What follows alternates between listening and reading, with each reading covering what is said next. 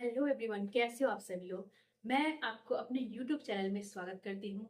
तो इस चैनल में जो बच्चे नए जुड़े हो उसको शेयर कर दीजिए, सब्सक्राइब कर दीजिए, बेल आइकन को जरूर प्रेस कर दीजिएगा। आने वाली जितने भी क्लासेस हैं आपको बेल आइकन आपको नोटिफिकेशन दे देंगे, ठीक है। आज मैं आपको प्रॉफिट एंड लॉस की चैप्टर बताने वाली हूँ, ठीक है।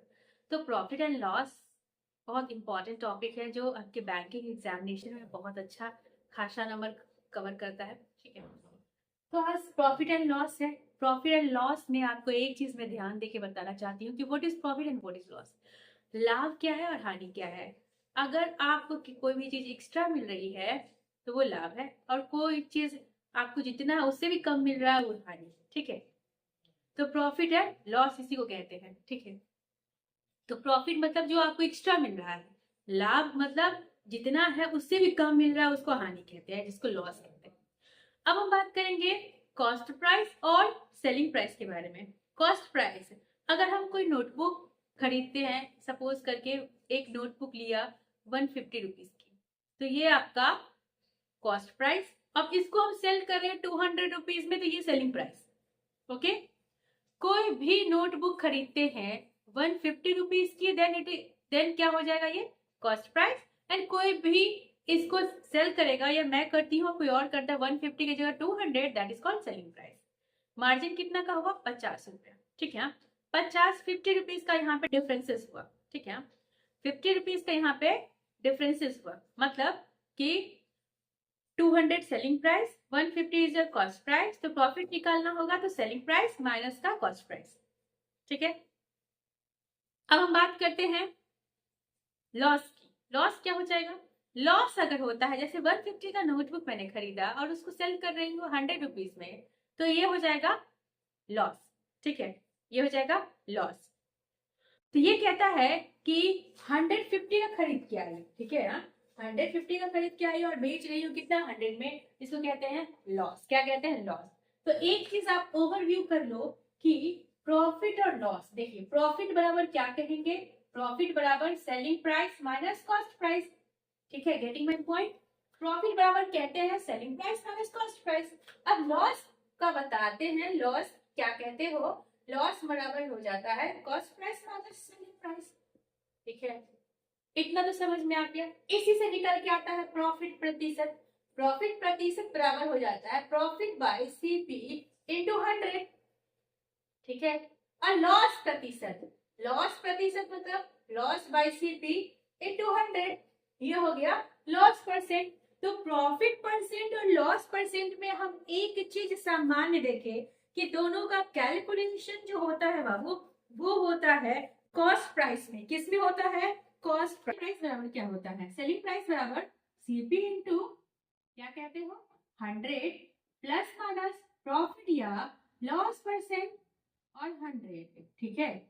और cost price is equal to selling price into 100 plus minus profit या लॉस परसेंट बाय 100, ठीक है।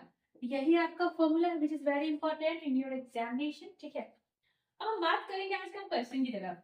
The selling price of 90 article is equal to the cost price of 60, ठीक है, 60 item. What is the percent of loss in occurred in the transaction, ठीक है। अब ये question बहुत खास है, ठीक है। इसको कैसे करोगे, तो सेलिंग प्राइस आप ये किए selling price into 90, selling price into 90 items, ठीक है, इज इक्वल टू क्या कहते हो, कॉस्ट प्राइस इंटू 60 आइटम, ये कहते हो, ठीक है। क्योंकि यही तो मेरा क्वेश्चन में दिया हुआ है, ठीक है। कहता है कि selling price of 90 item is equal to the cost price of 60 item and find the loss incurred in the transaction, ठीक है। अब यहाँ पे क्या करोगे कि सेलिंग प्राइस आप लिखते हो selling price by cost price that is equal to 60 by 90, ऐसा आप लिखते हो, ठीक है। जीरो से जीरो कैंसिल कर देते हो एंड 3 2 जा 3 9 3 जा, तो ये आपका हो जाता है 2/3, ठीक है। ये आपको अच्छे समझ में आ गई, ठीक है। अब कहता है कि लॉस परसेंट निकालने के लिए, लॉस कहते हैं लॉस परसेंट निकालने के लिए, तो सबसे पहले लॉस परसेंट निकालने के लिए हमको एक ही चीज आता है कि लॉस परसेंट का फॉर्मूला ही होता है, क्या होता है बाबू, कि कॉस्ट प्राइस, क्या होता है बाबू, cost price minus selling price. Loss percent का फॉर्मूला क्या होता है? कॉस्ट प्राइस माइनस का सेलिंग प्राइस। ठीक है, तो ये हो जाएगा 3 minus 2 is equal to 1। And यहीं से हम निकालते हैं लॉस परसेंटेज के बारे में। तो लॉस बटा cost price into 100 that implies 1 by आपका कॉस्ट प्राइस कितना है 3 और into 100 which is equal to 100 by 3 and which is equal to 33.33% and this is your final answer. ठीक है, मैं चाहूंगी कि एक बार इसको अच्छे से एक्सप्लेन कर दूं कि सेलिंग प्राइस 90 आइटम का था, कॉस्ट प्राइस 60 आइटम के बराबर, तो कॉस्ट सेलिंग प्राइस और कॉस्ट प्राइस में रेशियो निकाल लिया, आ गया 2:3। अब दोनों का डिफरेंस जो होगा कॉस्ट प्राइस माइनस का सेलिंग प्राइस, वही तो मेरा लॉस कहलाया। और लॉस परसेंटेज बराबर मैंने कह दिया कि loss by cost price into 100 बराबर दैट इज इक्वल टू 33.33%। ठीक है, अब हम आगे बढ़ते हैं यही क्वेश्चन में। ठीक है, ध्यान से देखोगे, if the selling price of 40 article is equal to the cost price of 60 article, then the percentage of gain is what? And this is very important in your examination aspect, and this is completely based on the previous question that we had already solved. ठीक है, तो कहता है कि if the selling price of 40 article is equal to the cost price of 60 article, यहाँ पे देखिएगा कि 40 आर्टिकल जो कहता है कि 60 आर्टिकल के बराबर इसका सेलिंग प्राइस जो है 40 आर्टिकल बराबर है कॉस्ट प्राइस 60 आर्टिकल के बराबर।